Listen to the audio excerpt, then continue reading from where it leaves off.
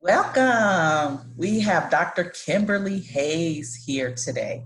So um, I'm going to call her Kim. Is that okay? Kimberly. Kimberly. Okay. So and I want to make sure I say this correctly. Kimberly is a founder and senior pastor of Faith Tabernacle of Prayer and Praise Church of God in Christ in Capitol Hills, Maryland. Capitol Heights, Maryland. Yep. Capitol Heights, Maryland.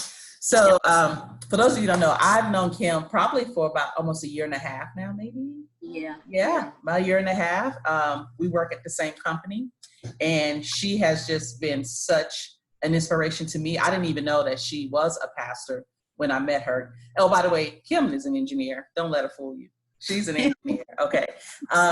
But I immediately, when I met her, her spirit sung out to me. And when they say you walk by faith, you walk by sight. Kim, overall, I can just tell because she reminds me of my church back at home. I grew up Church of God in Christ, and I just thank her for being here today because what we're going to be talking about is mastering the art of crucial conversations, and this is so important. It's important in general, but even more so right now with what is happening just worldwide. And Kim, who is a certified life coach, and also she does this a lot. And we're just really excited that she's here today. So Kim, just briefly, if you can just give us just an overview of who you are and anything else that you want us to know about you in general and your church or anything. Okay, sure. Just like Uche said, I'm Dr. Kimberly Hayes, and I do have dual professions. By day, I am a database systems engineer. I enjoy what I do. I love managing large sets of information. I love modeling large sets of information. Managing information takes care of that superhero in me. It makes me feel powerful. When I can take something and deliver it to a client or deliver it to my counterparts, and it's exactly what they need, or it's close, it's getting there, that makes me feel fulfilled. And I can't say by night, but by every day and by night and on the weekends, I'm also a senior pastor. I've been in pastoral ministry for about 22, 23 years.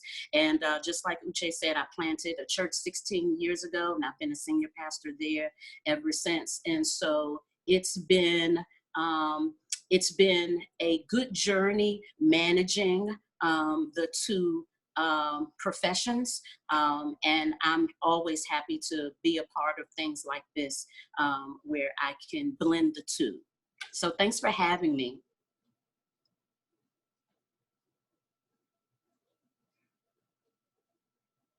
And I think you're on mute, Uche. I'm not able to hear you. Thank you. We have Eric coming on, and just, as people come in, we always like for people to just show where they're coming from, what state that they are coming from, and just shout out. So let us know what state you're coming from and where you are, and any questions that you have, please put it in chat. Dr. Hayes will be answering any questions that we have, and we're going to go ahead and get started. So thank you for that intro. Yeah. Kim. All right, so first and foremost, we hear about crucial conversations all the time. Can you just give us, what is a crucial conversation? What does that mean? So first, I appreciate you sending me the questions ahead of time, because it really put me in a very good frame of mind. I would define a crucial conversation as any conversation with necessary dialogue between parties to determine a course of action. So it's not a regular conversation, and it's not just a heated conversation. There's the potential for that, but it's intentional, and you're looking for a result, and that is to determine a course of action. Okay. Now, could you have crucial conversations with multitude of people in a group? Yeah, okay. You can. It's not just limited to one-on-one. No, you don't have to have it as one-on-one. It could be in a group setting. I would advise, if you know that the conversation you need to have is a crucial conversation, ahead of time, because sometimes we end up having a crucial conversation that's unplanned. But if you know that you're going to have it, I would say pick the group wisely. And I'm going to hold off what else I'm going to say because I know it's going to answer another question. Okay. Well, so how would we typically handle crucial conversations? Because I'm in an environment all the time, and you know, there's sometimes when I need to have a conversation like that, and I don't know how to handle it. What advice would you give us? So they have to be intentional, and you have to consider the audience, and if at all possible, manage the setting as well. But it's definitely intentional. Even when it's not planned, when the opportunity presents itself, it still has to be intentional. You still have to drive that the end result has to have some course of action, some plan, some things to check off of a list. You have to come to, you may not agree, but you have to have a next step, a path forward. Okay, so you mentioned intentional twice. What does that really mean in terms of crucial conversations? Being intentional with crucial conversations, you have to stay the course. You can't play with it. If it's planned, you have to see it all the way through. When it's a surprise, when it just shows up, then you have to recognize it and you have to stay the course. It has to be intentional. You have to get to the end, and it will require you to manage yourself and your emotions. And if you're the leader in the group, you have to have the ability to manage the emotions and feelings of the other people. But it has to be intentional. You have to stay the course. You have to be engaged the whole time. So is there an opposite of a crucial conversation? Does that make sense? If you're not having a crucial conversation, what are you having? If you're not making a decision at the end, then you're just probably just tossing around ideas. And that is not a bad conversation. Anything opposite of a crucial conversation is not a bad conversation. Sometimes you don't have a result. Sometimes you don't have a course of action. Sometimes you don't have a pathway forward. That does not make the conversation that you had not intentional, not ending with a plan. It doesn't make that conversation bad or of no use. Those are good conversations to have, and they're also useful. But a crucial conversation can be intentional. And up till now in this conversation, crucial probably has been presented as maybe a aggravated conversation, but it doesn't have to be. It doesn't have to be. Okay, so for those of you, if you have any questions on or any examples of what you've done for crucial conversations, or any examples of if you would like for her to answer of what you could have done differently, please ask any of those questions. All right, so what are some of the common critical conversation? I think it's supposed to be, what are some of the common critical crucial conversations? Yeah. Okay. So the common conversations that will be considered as crucial conversations would include a discussion about disappointments, a discussion about having not met the mark, sort of like a review, or even if it's not a review, whereas you would probably think a review would be one-on-one, a review couldn't happen between a leader and the group, right? But also a crucial conversation could be, where are we in this plan? You know, where are we at this time? So we have a path, we have something that happened in the beginning, we have something that we want to happen at the end, and there are these mile markers in between. A crucial conversation can be, where are we with these mile markers? Where are we with the tasks on hand? And what would make that conversation crucial and intentional is that sometimes dealing with the nature of people, people's emotions, their character, their state of mind. Even when it's a lighthearted conversation, people don't like to be managed when it comes to time sometimes, and they don't like that you need to cross this threshold before you get to the next threshold. So those are some types of conversations. Disappointments, where are we on the mile marker? How far are we from reaching our goal? What are the problems that we're having? Now let's talk about the successes as well. Don't leave that out of the crucial. We need to celebrate the things that we've been able to accomplish. And whereas you would think that some people have a negative feeling about where are we in this time plan? What are the disappointments? How did I drop the ball? Some people are uncomfortable when you celebrate them throughout that timeline too. So it's really knowing your audience. But I would say those are a few type of conversations. That's interesting. I never would have thought about, I guess, crucial conversations in terms of success as well. But you're absolutely correct. Sometimes we don't know how to receive great feedback, complimentary feedback. And that itself really could be, so that's interesting, because you're reminding me of a case of where when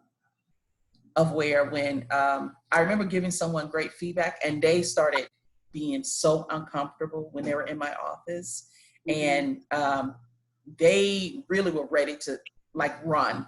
And I didn't know how to behave or what to do next, because it was unexpected. Yeah. In something like that, right? Yeah. So sometimes people feel a certain way. Some people have more humility than others. And sometimes they feel isolated when you're congratulating them. So even in a moment where you're giving someone kudos about something that they did, whether it was a solo moment or whether it was their efforts towards the group being celebrated, they're just uncomfortable being pointed out and isolated, even for a good job. Yeah. Oh, so we have Eric here. He has a question. He said, and I don't know, can you see chat? I'm assuming you can. Not the way my phone is set up. Oh, you're on your phone. Okay. So he says, how and when does a crucial conversation shift to the next level? Go deeper or stop based on challenges arising? I think if there's a leader in the group who is facilitating the conversation, they would have to be aware of the relationships that they have with the people involved. And they would have to be aware of what some people's triggers might be. And in that case, you might be able to plan the shift. You might be able to plan the shift, right? You might be able to foresee that there will be a shift in this conversation. But as soon as emotion shows up, we can't live our lives by saying, it's not personal, it's just business. We can't live our lives like that. So we have to prepare. So as soon as emotion shows up, as soon as emotion reveals itself, I would say that would be a time to go with the shift or create a shift to have a crucial conversation. Eric, if that answers your question, let us know, and we continue to keep going. So the next question we have is,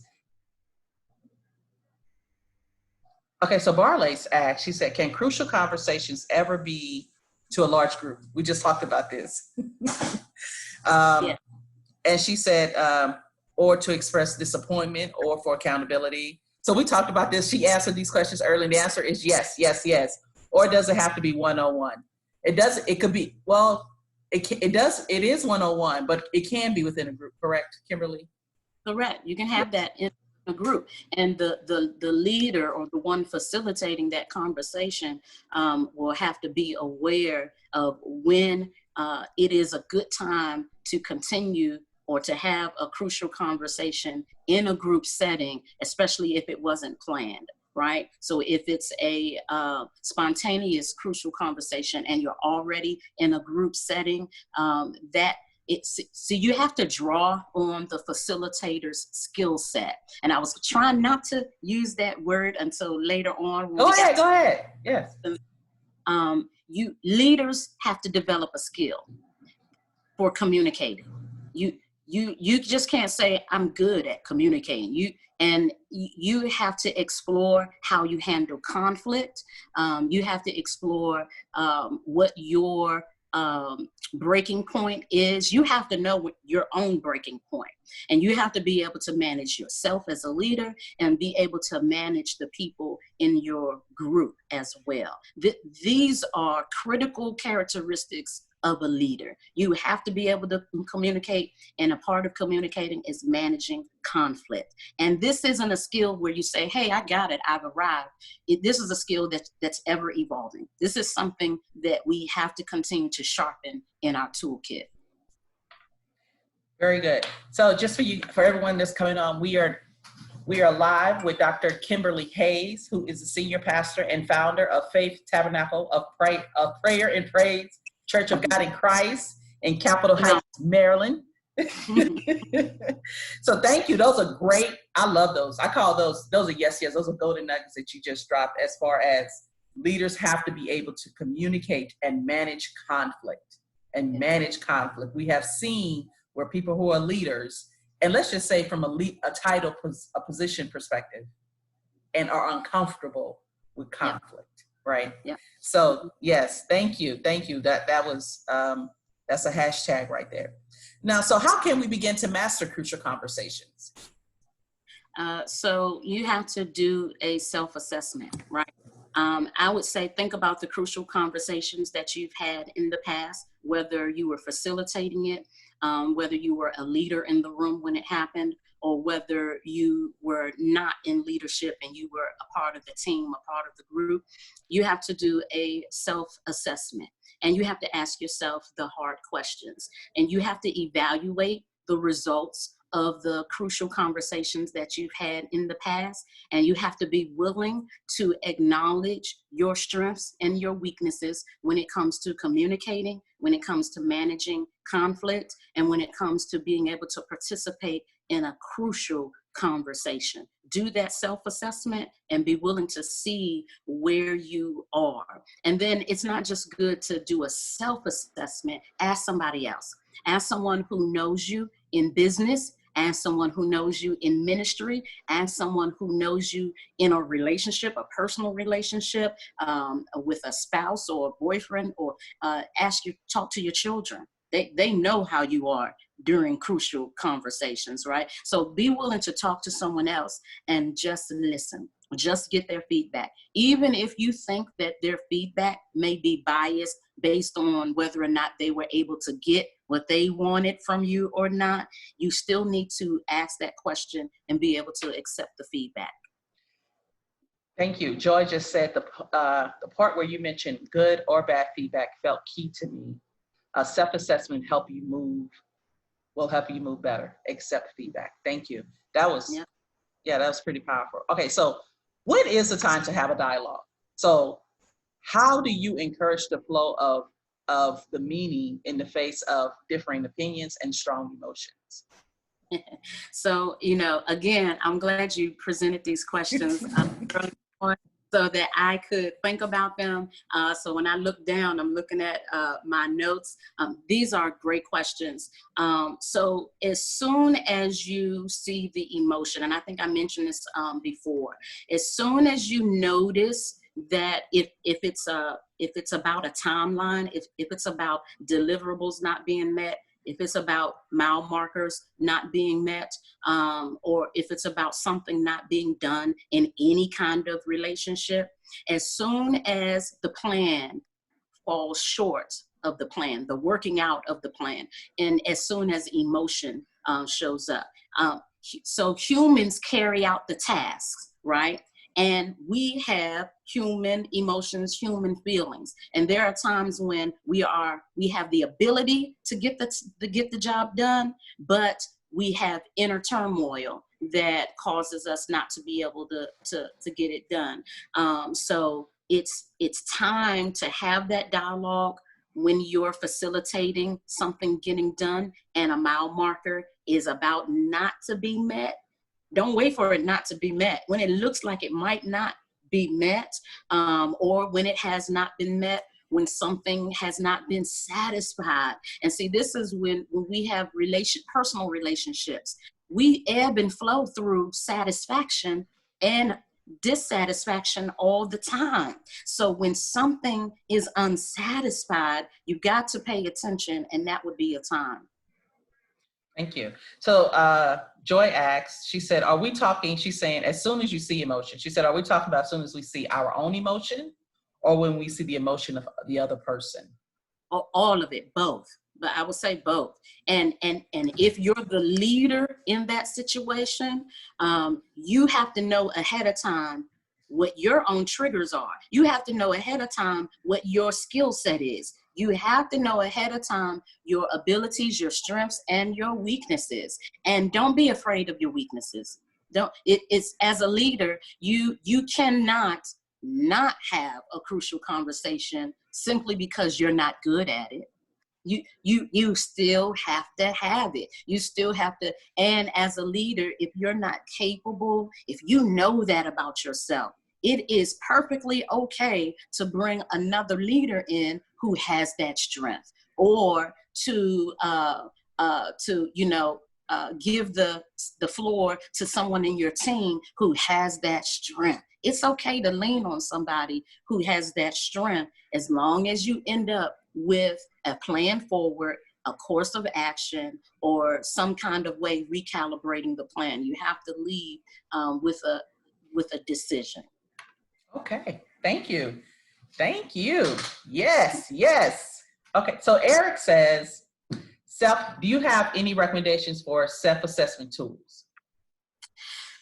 So that's a good question. So, there are a lot of things we can look up on the internet. We can Google a lot of those assessments. I can't think of the names of them right now. That sort of the personality assessments, the business model assessment, to see how good we are, what our strengths and weaknesses are. Those are good. But I would recommend those, but you have to align the results of those with your past history. Align those with whether or not you avoided conflict before, whether you created conflict before. So let's not, overlook that some of us are fire starters, right? And so, we have to understand our part in the conflict. So self-assessment, those self-assessment tests, personality, character tests, those are good, but align those with who you are, and the knowledge and the history that you have from the past, as well as bringing some people who already know you, who can confirm that the results that you have are really the results. And in all of this, be willing to grow. So thank you. People are on the feed. People are providing comments on recommendations of different types of tools. Eric, one tool I'll also recommend is the DISC profile. So the DISC profile is a personality assessment that talks about it has like the DSCI, and it shows how you work with other people. And also, in addition to that, you can always do a 360-degree review assessment where you can identify certain core people and have them do a 360-degree assessment of you. And that way you can get feedback as well from peers or anyone, whoever you have on there. Okay, so you have the DISC. Okay, very good. What are you, Eric? I'm a DI. I'm a big D, small I. But the DISC profile actually helped me to work with C's and S's. My husband is a C, big C, small S. And it allowed me to be able to work. Okay, so you're an S, Eric is an S. So yep, it allowed me to be able to work and to understand how to interface with him. But Eric also had another question. Let me go back. He asked, well, like a big picture, deep-seated view. self-created assessment be shaped too comfortable and not disruptive, leading to change. Okay, so I'm going to assume that you're asking, you correct me if I'm wrong, is that we may be biased, we may not be willing to change because we may be biased towards our own selves. Is that what you're asking, Eric? Or if people are providing us an assessment of feedback, it may not be enough for us to change. So great question. What if, Kimberly, we are so unwilling to change? And this may be an easy question for you, but what if we do receive that feedback on our assessment and in terms of having crucial conversations, and it may not be enough for us to change? Yeah, so I'm gonna have to make a broad statement, give a broad response, and say, you're not ready for leadership. You're not ready for leadership. If you're not willing to change, if you're not willing to grow, you're not ready. You may be capable, you may have abilities, you may, in your toolkit, you may have some strong tools. If you're not ready to grow and change, you're not ready for leadership. Then that tells me that your leadership is simply about you winning, and it's not about getting the job done. It's not about getting the team there, right? It's not about completing a task. It's just about you. And if you've ever served under or worked with a selfish leader, that's what that looks like. Mm. Okay. Yeah. All right. In order to lead, you must be able to follow. Yeah. That's what I was taught. So Eric, if you have any other questions, we can definitely respond to that, but we're going to keep going. So thank you for that. Thank you for that. All right. So I just ended a heated debate with a group of people I supervise. And this is an example because this has happened to me before. And the conversations start really simple, where you're trying to get feedback on a product being delivered, but it got emotional real quickly. I stopped the meeting and I thought, as I was walking away, what went wrong? And what should I have done differently and better? What advice would you give me? So as a leader, you have to always remember that a crucial conversation can happen anytime. From a simple question, how are things going for you, John, on the project? You think that John is going to say, oh, things are going okay. I was able to do blah, blah, blah. Or you're expecting for them to say, not so good. I wasn't able to get this done. Simple answer. How's your job going, John? How are things going? You have to prepare as a leader. It can happen at any time. So I would say just simply, just being prepared that it could have happened, even in a simple meeting, asking simple questions. Have in the back of your mind that a crucial conversation can happen at any time. But also another way to prepare is to have good relationships with the people in your group.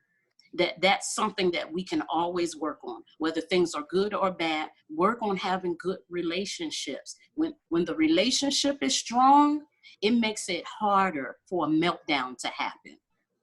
When a relationship is strong, it makes it harder for people to walk away in the midst of adversity. I would say that based on your assessment of the situation and you shutting down the meeting, you're just, stopping things right there before it got worse. That wasn't a bad thing. I would say that it just caught you off guard. And because it caught you off guard, that was the best thing to do. If you didn't see that it was going to end up in a good course of action or end up in a way where you can recalibrate the plan, then that's fine, stopping it right from the beginning. But I would say that having good relationships and knowing that a crucial conversation can happen at any time is a good way to be prepared, and it's a good way to manage those moments when a crucial conversation is spontaneous. When you are talking, how they say you have good leaders and you have exceptional leaders. Mm-hmm. The characteristics that you are providing as in terms of having demonstrated or initial skills on how to have crucial conversation is critical. And thank you for that, because it never really just dawned on me on just looking at and just thinking about different leaders who I've had. And I remember the ones I was like, oh my gosh, that's who I want to be like. And it was because I saw them demonstrate those skill sets in times of conflict, and they didn't run away from it. Thank you. Yeah. So, okay, so how can we have a safe environment in order to, how can we create a safer, how can I create a safe environment so that people feel comfortable talking to me about anything? Yeah. So again, relationships are important. You got to work on your relationships. You cannot be the leader of a group and not have a personal relationship with each of the people in that group. Now, depending on how large the group is, in some ways you may think that that's impossible. But just sending an email saying, hey, you and I haven't had a lengthy conversation before, but do you have 15 minutes? I'd like to catch up with you to see what you're working on. And then spend 5 of those 15 minutes talking about what you're working on. And then the last 10 minutes, allowing the conversation to go wherever it wants to go, right? So you got to work on your relationships. Also, work on pinpointing good settings. The atmosphere has to be good, right? Not everything that is professional has to happen in the office, right? So go outside sometimes. Go, where we work, we're fortunate enough to go outside and sit up under, the umbrellas in different places, change the setting, go have a lunch, do it before hours or after hours. Just because it is about work doesn't mean it has to happen in the standard work way. Thank you. Thank you. I love that. I love that. I would even, sorry to cut you off, I would even add to that a crucial conversation, if it's ministry related, not every conversation has to happen at church. Go to Starbucks, right? Not now, but go somewhere else, find out. And again, you're building relationships, find out what they like. They may not like Starbucks. They may not care to eat with you, but go to a park. If it's your spouse, if it's a family relationship, everything doesn't have to happen at home. Go outside, take a walk around the block, change the setting, change the atmosphere, and let it be an atmosphere that might be comfortable for them and not necessarily you. Put you on the back burner as a leader sometimes, and let them lead the conversation, and let the setting be about them too. Thank you. Let the setting be about them. And as a leader, sometimes we need to put ourselves last. Just like the book, Eat or Sleep, Eat Last by Simon Sinek. Yeah, love it. Yeah. Love it. Love it. So we see this a lot. How can we learn to communicate in a persuasive manner versus harsh, abrasively? I would say that you need to work on your vocabulary. We all do. Leaders we need to work on our vocabulary. We need words. We need to put in our toolkit different words. We need to take some time. This is part of developing yourself as a leader. You need to explore other words that mean the same thing as what you're usually saying, and use them at different times. And then find not just, synonyms, but antonyms as well. Broaden your vocabulary. We have to acknowledge that so many things that we don't know. So then opening up a dictionary and learning a different word will help you, right? But also learn the vocabulary of others that you admire. There's tone. If you pay attention to the people that you admire, you don't just admire what they do or what they've done. You admire that they went through the process. You also admire how they're able to initiate change in you. They pay attention to their words. pay attention to how they're saying it and practice you saying something with a different tone. So vocabulary, tone, and pay attention to those things of the people that you admire. Thank you. I'm writing this down. This is gold. Okay. Barley said, this is gold. Broaden your vocabulary. Eric says, he said, great information. The leader role is intact. The ability to pull all the cards on the table due to someone withholding the core authenticity of themselves, the challenges that occur. If situations is not addressed at length, trails off and left unresolved. Absolutely. Absolutely. Thank you for that. Thank you. Okay, so any advice on how to listen when others blow up or clam up? You have to be intentional. You have to be intentional. Remember early on was what I also put in my definition of intentional is staying the course. So when it's heated, when it's emotional, when someone blows up, or even if someone clams up, be intentional. Stay the course. Stay right there. It's uncomfortable. Stay right there. Don't go anywhere. Stay right there in the moment. Even if they clam up, just sit there. As long as they sit there, you sit there, and just let them know that it's okay. Let them, now don't be confrontational, don't be passive aggressive. When I say sit there, when someone clams up, you sit there too. Don't be passive aggressive, but relieve them. Let them know that however they're feeling in that moment, it's okay that they feel that. They're human and so are you. So, be intentional, stay the course. If it blows up, you manage your tone and give them the opportunity to be able to manage their tone. If you bring your tone down, or if it stays down, then they're going to take note of that, right? You may not be able to have them turn their tone off and on, but you can certainly turn yours off and on. And stay the course. Don't let go too soon, right? But stay the course, and just let them know it's okay to feel the way that they feel. Whether you get something done in that meeting or not, you've got to give them the space to be human.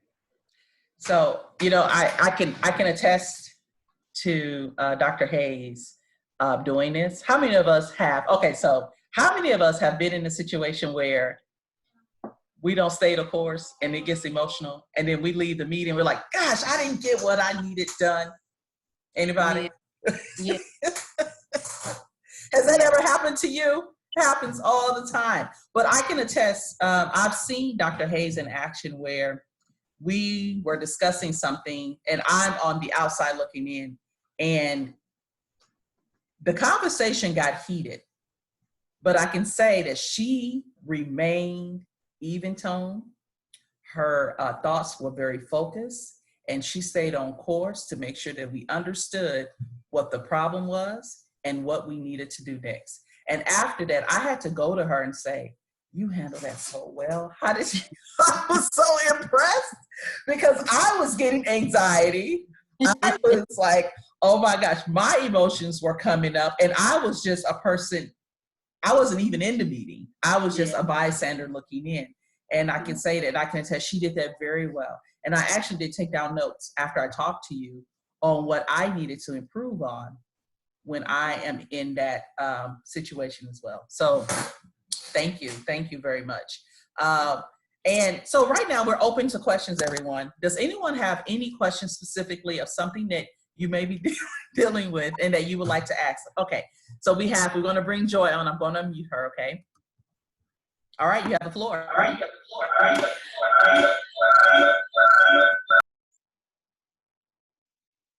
Oh, there must be another microphone on at the. Yeah, her mom has hers on.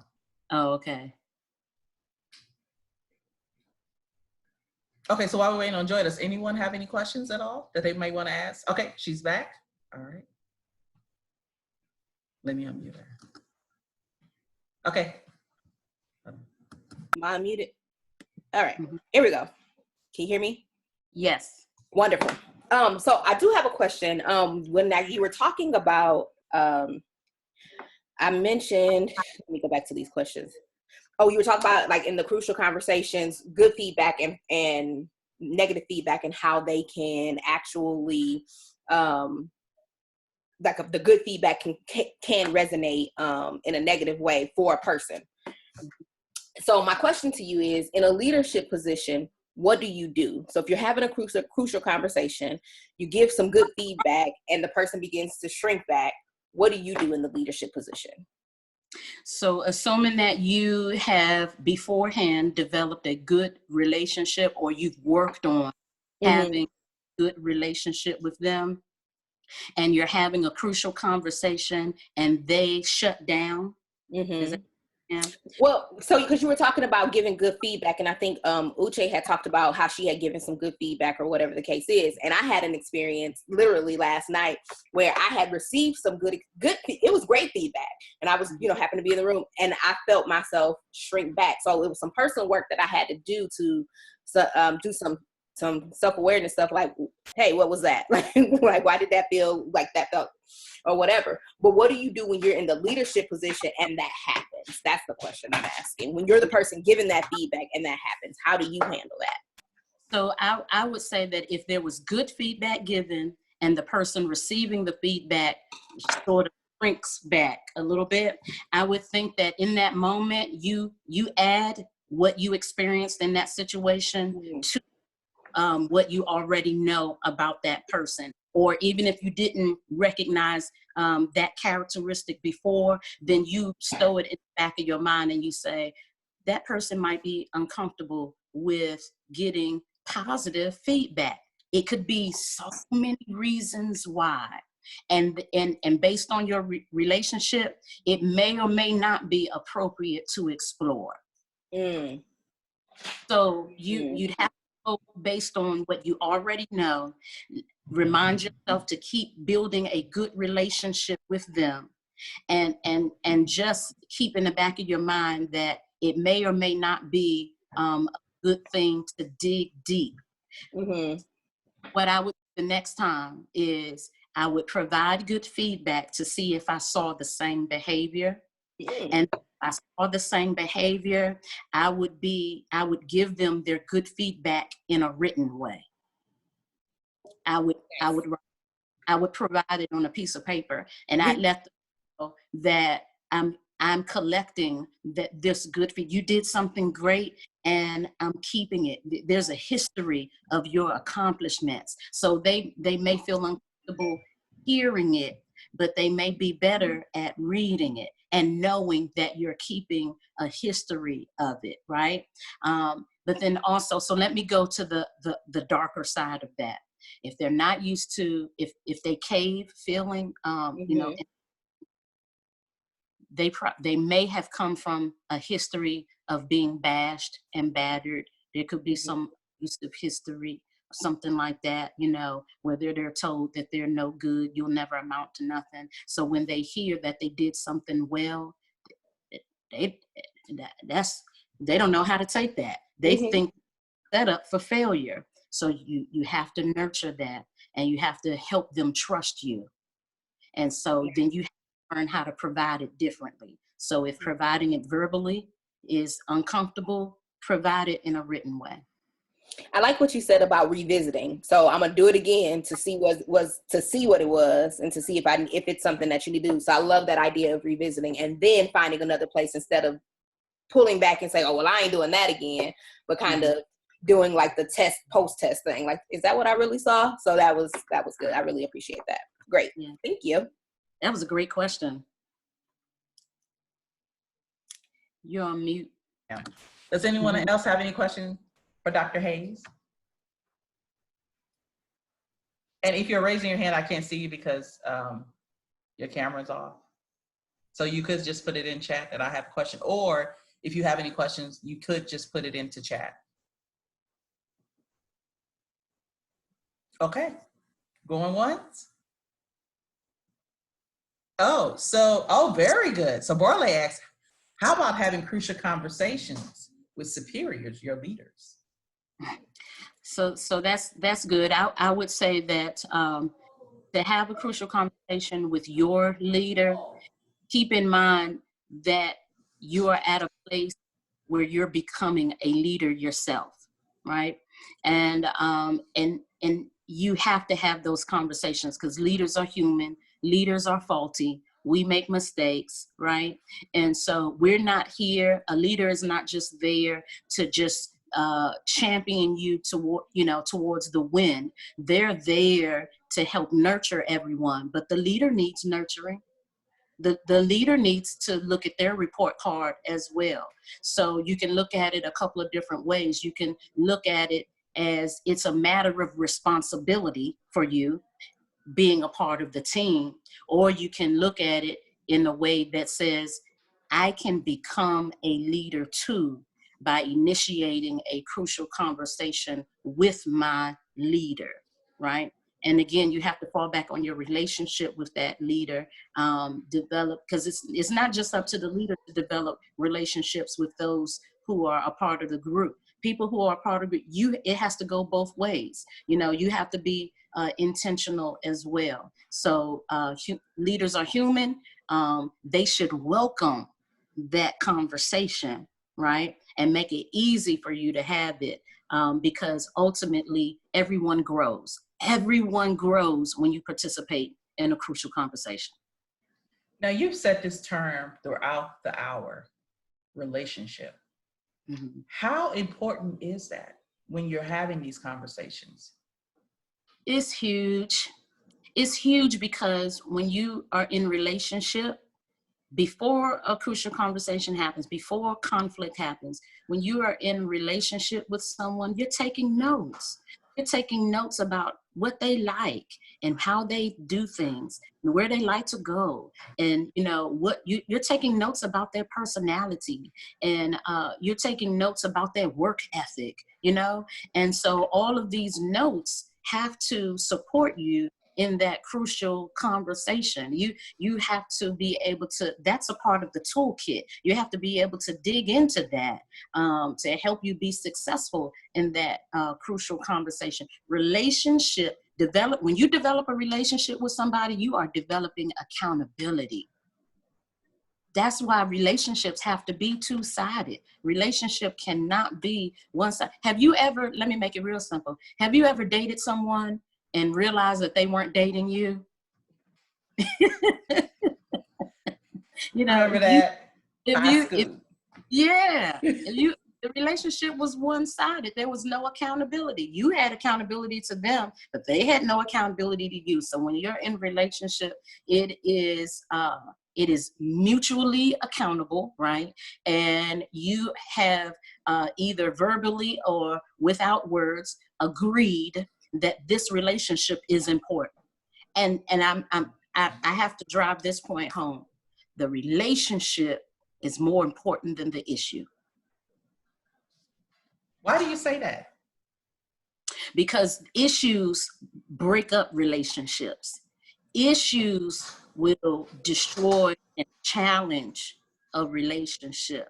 And the relationship is more important than the issue. Now, I'm not saying that there are times when situations present themselves where it reveals that this might not be a good relationship based on the situation, but mostly, when hardships happen, when disappointments happen, the relationship is more important than the hardship. How you work through it is based off of your relationship, not necessarily just the skills you bring to the table, your abilities, your talents, your gifts, but a part of that toolkit that you have is being able to sustain the relationship and being able to bring out the best of you in hard times and allow the other person to bring out the best of them in a hard time. That way the relationship can last longer than the issue.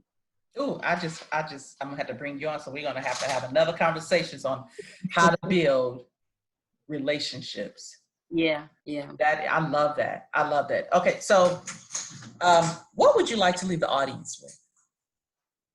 A word, a phrase? What would you like for us to remember? So, that's good. And when you sent me that question, I didn't know when I read it, and I still didn't know when we started. So I would say that maybe the last thing that I said, that the relationship is much more important than the conflict. But I would also encourage everyone to develop a toolkit, Know what your skills are. Know what your abilities and talents are. That's good. I can do this. I'm a systems engineer. I can get this done. I'm learning. I'm a pastor. I'm learning. I'm growing. Okay. But as a leader where people are looking up to you, make relationships important and make growth important. All right. Yes, yes, yes, yes. So thank you, Dr. Hayes. Thank you. And for those of you who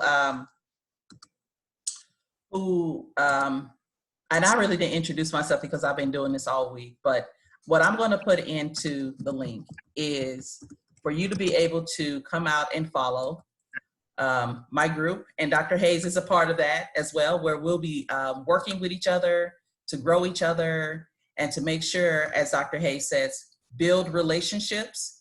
And more importantly, really making sure that we help each other succeed in this time and what we're doing moving forward. And if you have any other questions, make sure you can DM me. And if, Dr. Hayes, how can they find you if they were looking for you? I can be reached by email at alwayshayes318@gmail.com. That's alwayshayes318@gmail.com. And I'm putting that into chat. Yep. So if you guys want to reach out to her as well. So any questions, definitely find me on Facebook. And then with Dr. Hayes, definitely email her. And we're going to be bringing her back. I love it. And thank you for coming out. And everyone, you have a great Wednesday and be safe out there. Bye. Bye.